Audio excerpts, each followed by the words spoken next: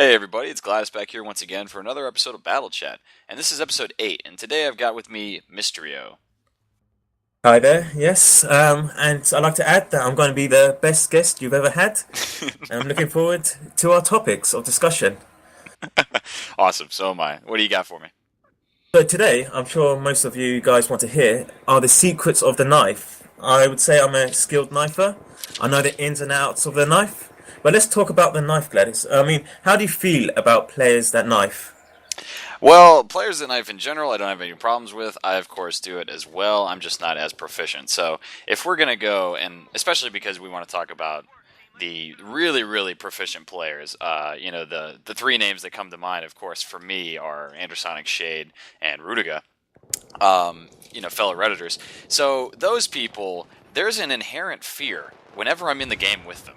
It's like I know I play with a lot of good people. Like, there's many players out there that can completely just wreck my face while I'm playing. But there's those three specifically that I'm always watching my corners. I have my eye on my minimap at all times. I'm even listening for footsteps. It's like those are the professional killers that scare the shit out of me while I'm in game. So, like I Right. said, there's an inherent fear of somebody that I know is really, really good with the knife, just because it's like it's so humiliating. you know, I I totally value, understand.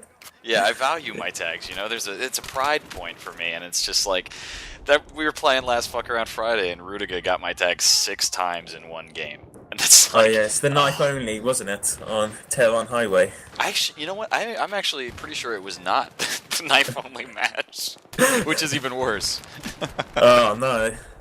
But yes, I know. These guys have put some fear in me. During my early days, I would not understand how they got me. Before I understood the concept of needing to jump, to have high sensitivity, they would just appear out of nowhere. Like, from a blind eye, I just see a knife in me. I Yeah. mean, I thought it was lag. I thought they were teleporting. I thought they knew some sort of settings which I never knew about. But now I finally discovered the top secrets to the knife are the bunny hopping. I mean, there is a Yeah. secret why they jump around. I mean, during the hopping phase, you are actually immune from the animation. And if you press X frequently enough, just go into an empty server, jump about, press X, and try to slice that person. It is not doable. You can't knife or be knifed in that process. I Huh. mean, do you think that's a bug in Dice's terms, or do you think Dice meant that to occur? I would say that's probably something that they just overlooked. With Battlefield 3 having such a glitchy and buggy introduction, on the PS3 and the other console, and PC as well, there was a lot of problems and there was a lot of stuff that needed to be fixed. And I know for a long time there, up to a couple months ago, there was only one person allowed to use a knife animation at any given time on the map. So That's like two correct. two people in different areas couldn't knife each other and get the animation. Yeah, so that was something I think again that they had just overlooked. They didn't think about during the programming phase, and it never got fixed because it wasn't anything that anybody really noticed up to a long time after release. So I think that's probably in the same category of something that just is kind of there that hasn't been addressed too much because I wasn't really aware of it until you just now told me. So that's new to me as well. So um, it's very interesting, and I think Yes. that they'll probably leave that alone. I don't think we're going to see a fix for that. So I would say they probably know about it by now, and they're not going to do anything. So I would say it's more on the intentional than unintentional side as of now. So you know now what to do. Go to these top knifers, hop straight in front of them, hop constantly, and shoot at them. It would drive them mad because they're trying to still knife you. Despite the hail of bullets coming out of you, they want that animation. Yeah, yes, they do. They're Yeah, drooling over it. I can tell already. yeah. Um, it's funny because when I ever get a kill on these guys, if it's from any type of range within 20, 30 meters, I get such a satisfaction from it because I'm like, once they get into a certain range, it's almost like I can just see them almost like throw their weapon away and just run at me with the knife. It's like that's the feeling of it, and it's terrifying. It is. Especially if you're trying to use like a semi-automatic sniper rifle. I mean, I'm trying to increase my skill with like the MK11. Hmm. mod, and I'm just coming along, and I see sometimes Shade. He's running out at me, and I'm just shooting him. And I said, "No, why am I playing normal now? Shade is coming right at me," and I'm insisting on getting those kills because getting a kill with these semi-automatic sniper rifles is a nightmare. Hmm. I mean, and then I just want to get those 10 service stars, which is my key goal at the moment. But however, Shay comes along, slips to my side, animation. I can't break out of it. I'm dead. You know, the one that I don't get, and I can take being knifed and getting my tags taken. You know, it's part of the game. And for those guys that I know are really really good at doing those things, it doesn't hurt as bad because I expect it. You know, it's the knowledge that that's what they really like to do. So I know that's coming. But the ones that I don't get is like we'll be playing a game and he'll be directly in front of me and he'll get Yeah. that animation and I'm just like, what? I don't Oh, understand. the front knife animation. Actually, that is technically a myth. The front animation is they've got to your right hand side of your player's character and have initiated the knife animation. And in this animation, the character swings to the front and then stabs you. And due to its slight lag, it sometimes appears they just front stabbed you, and you're Mm. like, "What the hell?" But that's because of their sensitivity. It's over 50 to 80%. In Rudica's case, it's 100% when he's playing. So he just turns instantly, and that's the animation. We tried it on empty servers a few times, and I insist others try it out. This is how we got good at the knife. Empty That's just servers. silly though. I mean, Yeah. how do you play the rest of the game? Like if you're gonna go knife only on like fuck around Friday, you know I could understand turning sensitivity up for that brief round, but just playing like that, that's just silly. My as a lot of you guys know that watch the different gameplays that I put up or have seen some of the times where I've actually mentioned it, my sensitivity is somewhere around 10 or 15%. It's Yes. ridiculously slow. I mean, But for me, it's purely for precision. Like I feel much more accurate. You know, it's not low enough to where I can't react to something, but when it gets into those close quarter situations and guys are coming at me with a knife and trying to get that, I will normally get taken down. But it's a trade off to me because I do very well with medium or longer range engagements. yes, I mean that is the real concept. I mean, there are times where I want to go knifing in the past, but at the moment now I've collected all the dog tags. I feel it's time to PTFO, play games to the full extent. I mean, try to get two organized teams and battling it out against each other. I mean, but the problem with the knifer is the PTFOing power decreases. As they try to get that knife animation. I mean, I've seen loads of knifers have nemesis placed upon them. Hmm. I mean, when I've been trying to go on knife hunts, I've had like people get Nemesis 60 against me 70, never 80 though. That's the key thing. That's my limit. I never. Yeah, but yeah, I mean, do you think a knife is worth a value to their team? I mean, in some concepts, I've made people rage by knifing them, and they were good, talented players, and they've rage quit, leaving like some of their skilled players, alone. These skilled players just rage quitting from the game, and there's like all that's left is noobs. So, in some respect, have you done your team a service by making this skilled player leave? Yeah, absolutely. I mean, in insofar as you want to go, you play the game most of the time to win. I would say most people. Obviously, we have a lot of fun while we're doing it, and playing with teammates adds to that experience, and it's all integral to enjoying ourselves, which is why we're playing these games. But we enjoy ourselves more when we win as opposed to losing. I mean, that's to me just an accepted fact. I mean, I have more fun when I'm winning than when I'm getting my ass kicked. So, if you make somebody rage quit by doing that, depending on your personality or, really how much of an asshole you're feeling like at the moment, you may get a sense of satisfaction from doing that, but if you're helping your team, then I can't knock you for it in really any situation. As long as you're not taking advantage of any glitches or anything like that. If you're playing fair and you just have some guy's number, that whole match, and you get a Nemesis 8 on him, and he just rage quits, then, you didn't do anything wrong. There'd be no way that I could argue with that. Yes, I mean, there have been times where I've got some serious anger letters from knifing, and they ask me, "How am I knifing? How am I knifing?" I mean, a few secrets are when should you knife someone is when they've got 2 feet on the ground, they've just swiped at you and missed. You've got behind them, and you should aim to hit the R2 button when they've swiped at you. And there's a little window where they're vulnerable after they swipe, and that's where Hmm. you could get some of your animation. So watch for the character, wait for them to swipe at you. Once you swipe, try to counter that swipe, because in that scenario they can't swipe back. There is no counter knife. I'm sure you've seen that counter knife Yeah. occur. But then that's the safest time to knife, and that's how I've seen Rudiger take me down. And I don't think it's lag, but sometimes it is my mistake. But it's Yeah. being too greedy. I'm just swiping away, hacking away. I'm going all slasher. I'm going real as if I'm in a street fight. I'm slicing away. I don't want no one near me at all. But I just want to go, get out of my way. I'm real fighting. I'm not. I realise it's a game, but I'm just knifing away just to keep, swat the flies away sometimes, and hopefully I get lucky and get an animation on someone. Yeah, yeah. When we do the knife only matches, is I think when I play my best because I'm in the mindset of knifing only. If I'm playing a regular game, Conquest Rush, whatever, close quarters, despite whatever game mode it is, I'm not playing with the mindset going in that I'm going to be knifing. At least the majority of the game, knifing is always a special short moment for me. Yeah. But it's never prolonged, or it's not the focus of my gameplay. Where a lot of the times I feel like it is with those guys that we mentioned. So if I'm going knife only, that's when I'm at my best knifing because that's my play style is based around doing that. So on regular games, I'm definitely not as good as I would be in that situation.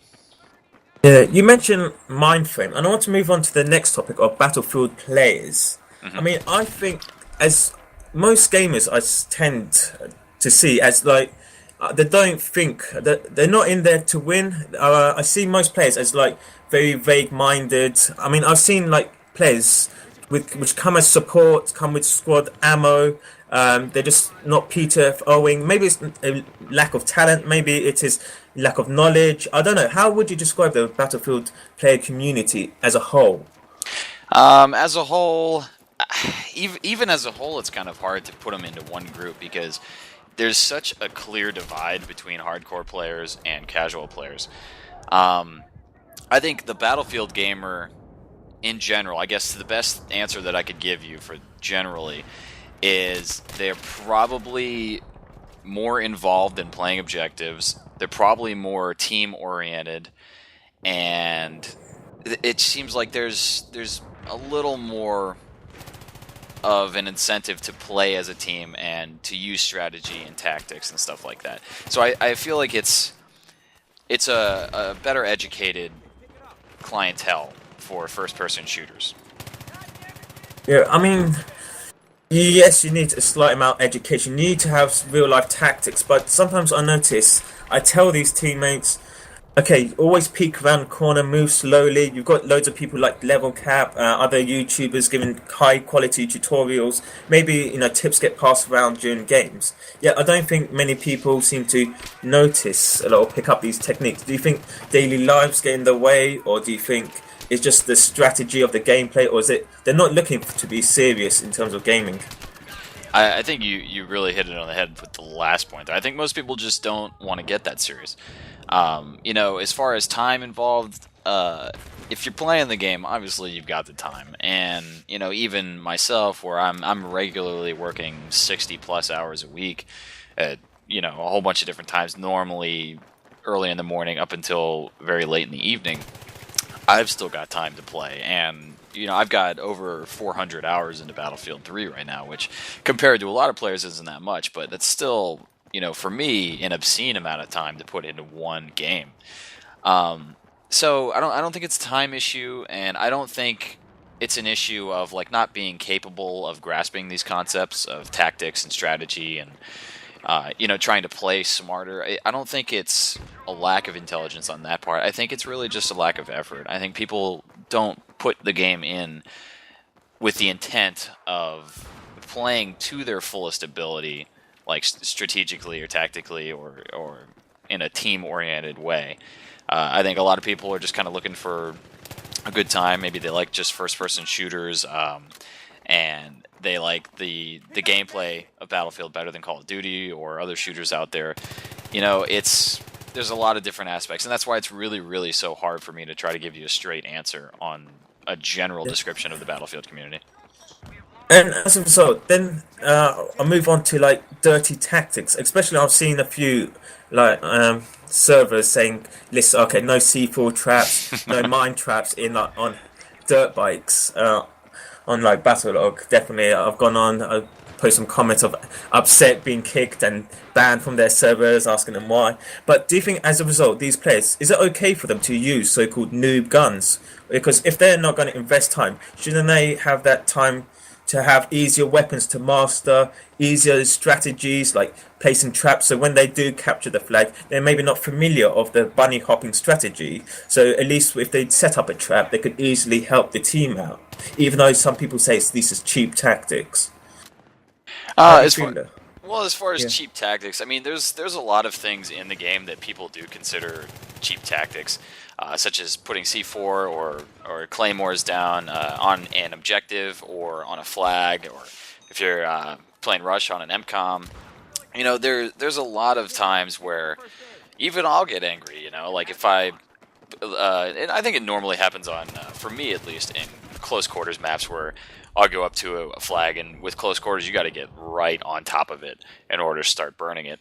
And C4 will go off, and okay, once, twice, that's fine. But if it starts happening very frequently, then I'll get mad. And it's not because there's no counter for it, or I think it's unfair. It's just I get more mad at myself because I should know better. Yeah. So I really am of the opinion that there is almost nothing in the game that is unbalanced anymore, or that is a cheap tactic, if you want to call it that. I think that anything you can do in this game to try to get an advantage over your opponent, there is some way for you to counter it. Yeah. And a lot of those things most people just overlook, or they take a little bit longer. You got to be a little bit more careful. Such as claymores. If you crouch, you can walk right over one. Exactly. Most people don't do that. So there's a lot of people that take advantage of kind of the lack of knowledge or lack of effort of their opponents, and people are very, very quick to cry foul and say cheater, hacker, that's bullshit, that's a cheap tactic, whatever. So I think a lot of it is really just people getting mad about it, but there's generally not many things that I can think of at all that couldn't be countered. But I mean, a strategy I like to use, I like to go on normally on the losing team. Like when I sense that there's unbalanced teams, especially if there's vehicles, and if I'm playing Rush, I like to take the enemy's vehicles just to slow them down. If I know my team is being decimated, I feel I could justify this by as in it's my source of balancing. And most people get upset. You say you're stealing the vehicles, you're not taking the opportunities. But then I could counter it. Hey, I play with a lot of friends, so I don't need any more friends on my list. You could get angry, you could delete me. I don't mind. It's all right. Or I mean, also it's my sense of justification, and because I've got my own line Hmm. say, I could do whatever I want. It's just I could go over. I could if I go over myself, I sometimes feel dirty. I feel bad. But if I stick to my own justification, sometimes I say I'm happy, and if I'm happy, I'm enjoying the game. It's all right. I mean, how would you justify such scenarios for yourself? If you see unbalanced teams and you want to sway it into your favor, would you steal a vehicle? What would you do? Yeah, I don't think I have any problems stealing vehicles. The only problems that I have are, and this is to where it's not really much of a cheap tactic. It's really just kind of like a be an asshole tactic, in my mind at least.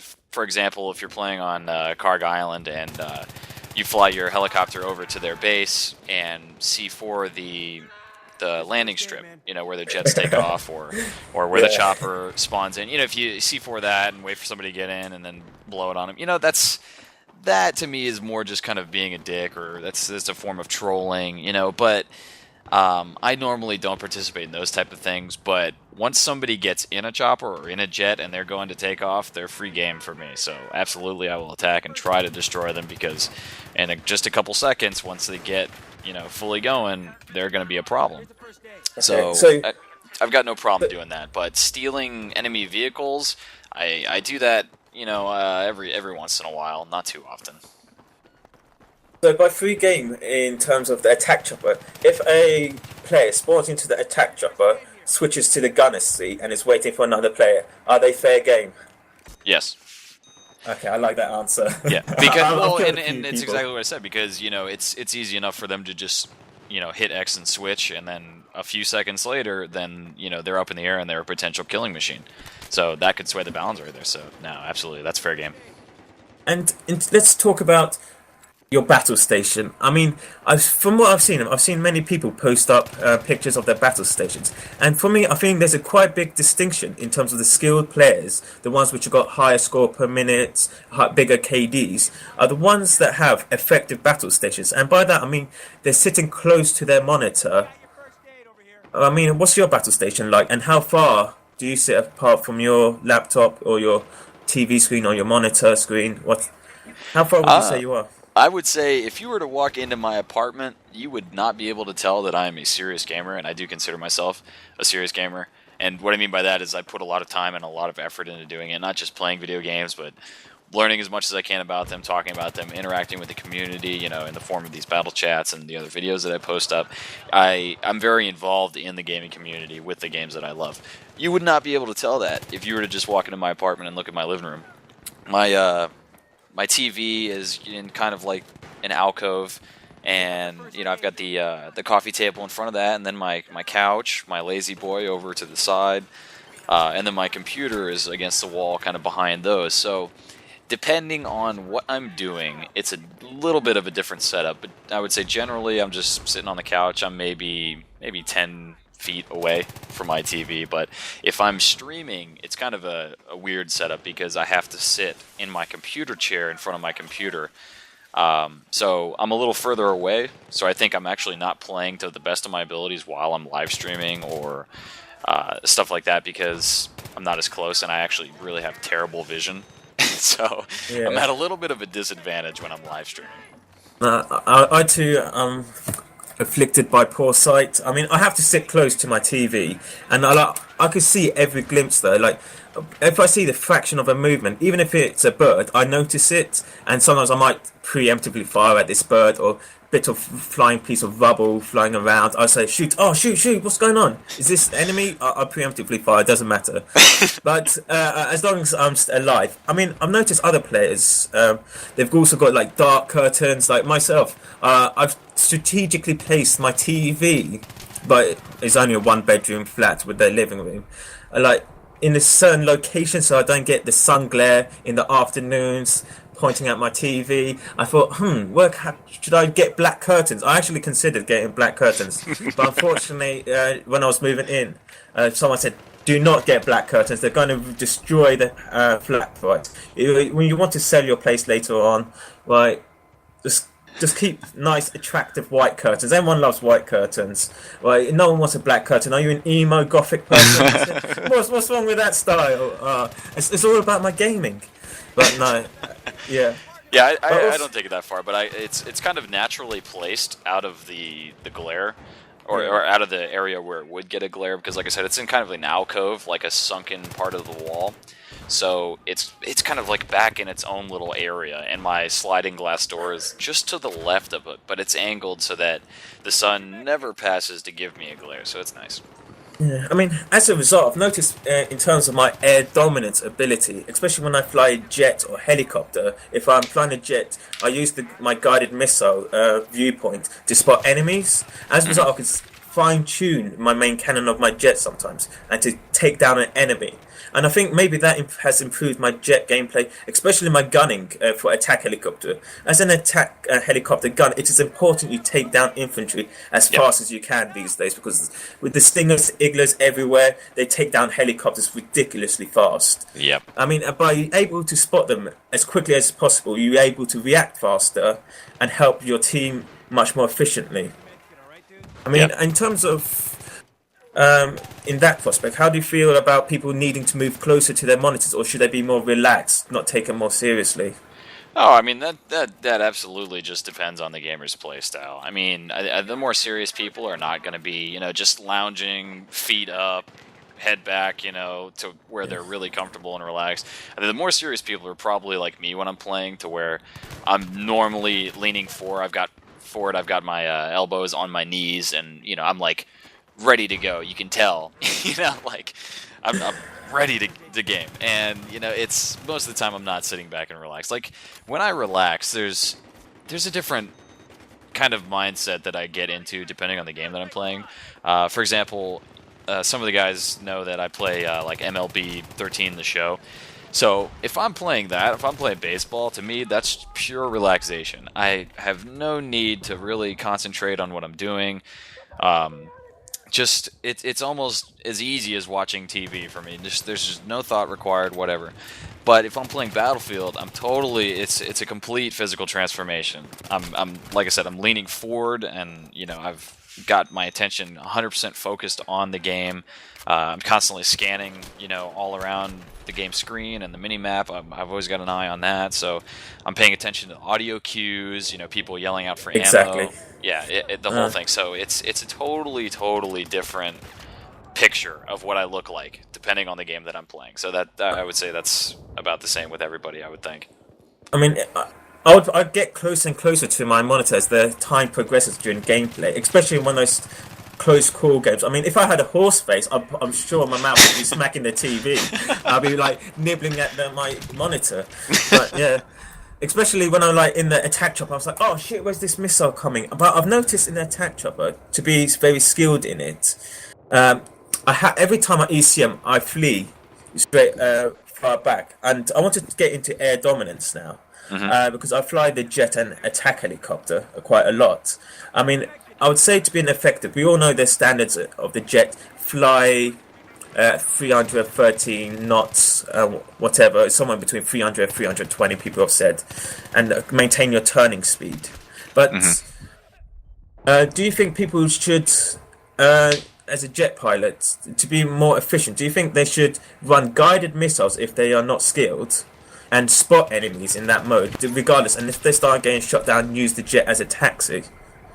Or do you think they should use rocket pods and just fire anywhere at the objective being capped, and just bait a last second and then counter it with their gun skill? I think that neither one of those would be a completely acceptable answer for me, but definitely not the first one. I feel like if you're just going to use guided missiles because you're not a good player, or like you're not a good pilot, it's not going to help you become a better pilot. So that doesn't do anything for you. You may feel like you're more useful because, every once in a while you'll get that lock, you'll get a disable or a kill, but that's not going to help you become a better pilot. It's an automatic process. You just keep them in your view and you'll lock them. I mean, that doesn't take any skill. So there's going to be no progression if you're only using, the guided missiles once you're in the air. On the other option, I would say it's a little more useful. Of course, not just firing blindly down at an objective, because one, that's going to be a distraction to teammates on the ground who won't know where that's coming from, especially if you're not communicating. And then the potential for you to actually hit and kill something is extremely low if you're just random, like, blind firing rockets down on the ground. So for me, what's extremely useful is switching between my view modes, between third person and first person. Most of the time, I would say 95% of the time while I'm flying around, I'm in third person, because there's so much more of the environment that I can see, and I can see probably something like almost from either side of me and forth. Like it's really just half of the view. Okay, 180 degrees. So I can see all of that. There's normally stuff being spotted anyways by friendlies. And then I can obviously see where the action is coming from. It's a little different for me if I'm a chopper pilot, but I definitely am an advocate of using the guns only for aircraft engagements, and then using rocket pods for ground engagements. I mean, personally, I tend to run guided missile due to the spotting ability, and then line my main cannon up against infantry on the ground. I mean, normally on conquest games, rocket pods are very useful. However, I tend to find in pub games there's not enough people spotting their vehicles, and as a result, I can't be as effective. If there is a vehicle spotted at the time, I normally am circling another jet or trying to take down their helicopter. So that's why I prefer the guided. But yeah, Well, and I used the guided a lot, and not to say there's any detractors really, or not many detractors really, but I used it a lot when I was first starting out and flying, and for me it was easier because I wasn't very accurate with controlling the jet. So to me, just again that easier time of locking on, like just keeping them in a certain area of my view, it'll lock on, and all I've got to do is hit a button. That's the easier way to do it. But for me, I feel like I'm more effective and I have more control now that I'm more experienced with the rocket pods, because the time it takes for you to get a lock on somebody with a guided missile, as opposed to how many rockets I could get off in that same amount of time, to do the same or more damage, I think, um, and also have more control of my jet. So if I'm trying to get a lock on somebody using the guided missile view, and I've got a jet on me or a chopper locking me up or a Stinger, Igla, what have you, then my reaction time is quicker if I'm not in the guided missile view. You know what I'm saying? yeah. Because I can just immediately swerve or try to fly behind some cover or whatever, and I can try to get rid of that lock. But I feel like my reaction time there's a shorter window for me to react if I'm in the guided missile view, and I feel like I can do just about the same amount of damage, and also I can engage infantry with the rocket pods, which is a huge plus. Okay, yes. And finally, let's talk about the attack chopper. What's your ideal setup? For me, it is running Air Raider, and there is nothing better. ECM, and obviously the heat seekers. And as a gunner, I would want them stealth, thermal, and TV missile, because I've learnt now how to line up my gunner for a TV missile. It's not like in PC. People get an idea where they could swerve the TV missile like in PC. In reality, for consoles, you have to aim and let the missile go straight. Maybe you could adjust it slightly in extreme long case scenarios, but other than that, there is no hope using the TV missiles. But however, I've had huge success lining up the TV missile. I've had players go 73 for 2 as a pilot. And they're a fantastic gunner on Wake Island, though. That's only Wake Island due to the map being slightly imbalanced if you control Charlie or Yeah. the airfield base. But what would you run on the attack chopper? And do you think the TV missile is underpowered in console? Okay, well, Attack Chopper, I'm usually not piloting, and that's only because a lot of the people that I play with are much better pilots than I am. So for the team, it's a better option, and I feel better knowing that I have a more experienced pilot flying, because I think that we'll be more effective and we'll have more fun if we're doing well. Like I touched on earlier, if I'm winning, then I'm having a better time.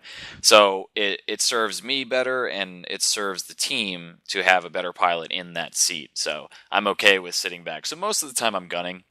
My setup for that is stealth, thermal optics, and autoloader. And that's only because when you're gunning, obviously you use a lot of ammo, and Mm. not that obviously there's no ammo replenishment that you need, but it's quicker. You can go through that uh, those rounds much faster using the autoloader.